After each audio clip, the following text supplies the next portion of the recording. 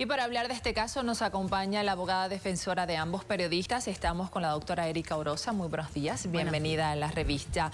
¿Cómo toman la determinación del juez?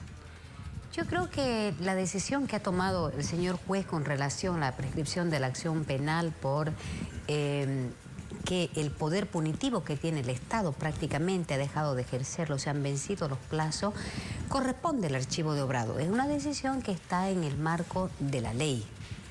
Por lo tanto, ¿no es cierto?, esta resolución queda también a ser revisada por un tribunal superior si la parte que se siente agraviada hace uso del recurso de apelación. ¿Todavía no se sabe si han apelado o lo harán? No, ellos tienen 3 días, es decir, para utilizar ese recurso de apelación. Ahora, se ha determinado esto por un tema de tiempo transcurrido, pero no por un tema de ámbito donde debió ser llevado este juicio, porque se exigía el respeto a la ley de imprenta. ¿Qué va a pasar en ese sentido? Evidentemente, ¿no? Aspectos que no fue, diríamos, en su momento reclamado también. Es decir, este caso, valga la aclaración, fue tomado por mi persona hace meses, hace pocos meses nomás. Es decir, este proceso durante 5, casi 6 años estaba en manos de otro colega abogado. Desconozco las razones y los motivos por qué no se planteó en su momento justamente el derecho que tienen los periodistas a ser juzgados ante un tribunal tal como establece la ley de imprenta, ¿no es cierto? Si bien, por ejemplo, es potestativa de la parte acudir a la vía ordinaria o ante el jurado de imprenta, sin embargo, no hay que olvidarse que la Declaración de Derechos Humanos justamente recoge ese derecho a la libertad de expresión, recoge el derecho a la información. Por lo tanto, ¿no es cierto?, esta Declaración de Derechos Humanos debe ser aplicada con preferencia. Así lo dice el bloque de constitucionalidad que establece nuestra Constitución Política del Estado en su artículo 410, como así también lo refiere el artículo 256, que establece que los tratados y convenios de los cuales Bolivia es signatario deben ser aplicados con preferencia. Abogada, ahora que la parte acusadora tiene la posibilidad de apelar la decisión del juez, ¿también tiene la posibilidad de llevar este juicio ante un tribunal de imprenta? No. Ya no. Yo creo que no. Yo creo, diríamos, de que hay una resolución que se ha dictado, por lo tanto, es decir, ya no se ingresa al fondo. Porque sería, ¿no?, juzgar a la persona por el mismo delito. ¿Es esa la razón o cuál sería el argumento para que no pudiera iniciar el juicio? O sea, yo no creo en estricto marco legal, o sea, no creo que un tribunal superior en grado, es decir, así se vaya en revisión por un recurso que interponga la parte acusadora, no creo que falle en contrario, toda vez que justamente el derecho a que las personas sean juzgadas en un tiempo oportuno, ¿no es cierto?, es un derecho que corresponde al debido proceso, al principio de legalidad y sobre todo ese derecho del acceso a la justicia a tener de manera oportuna frente a los tribunales. Entonces sería también por un tema de tiempo, ya el delito fue hace 6 años, entonces ya no correspondería. Obvio que sí, ¿no? Obvio que no corresponde porque el poder punitivo que tiene el Estado prácticamente ya ha excedido los plazos en el cual debería ejercitarlo.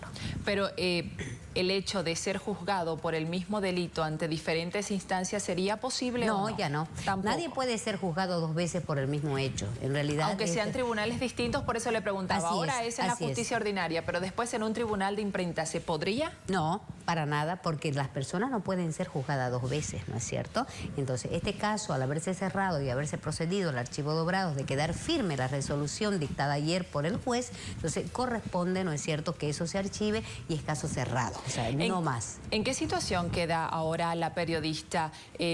¿Tendría antecedentes? ¿Cómo queda su situación jurídica? No, para nada, es decir, no ha recibido sentencia alguna, no se ha ingresado al fondo, por lo tanto este caso, ¿no es cierto?, por cuestiones de tiempo, por cuestiones de plazo, ha quedado archivado. ¿Qué pasa si se acepta la apelación de la parte acusadora?